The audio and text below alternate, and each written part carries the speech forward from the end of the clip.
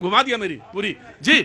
प्रतीक, देखिए अभी जो भाई साहब ने कहा, इंडोनेशिया का उदाहरण दिया। अब ये इंडोनेशिया का उदाहरण दे रहे हैं कि वो मुस्लिम मुल्क है। अब मुस्लिम मुल्क में ये वहाँ की सहिष्णुता है मुसलमानों की कि वहाँ जो वो अपने जो इनके पूर्वज हैं उनको भी मान रहे हैं, है कि नहीं। वहाँ नोटों पे गणेश की फोटो। यही तो सिर्फ रफी साहब यही पूरी बात हो जाएगी, पूरी बात हो जाएगी।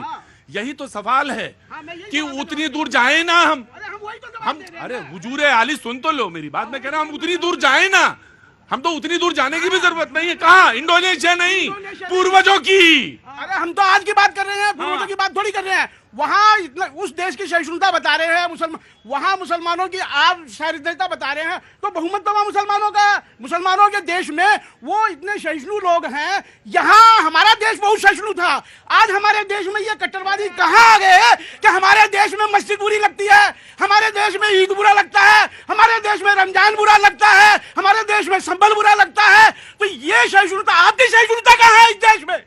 मैं बिल्कुल। अब आप तसल्ली के साथ, तसल्ली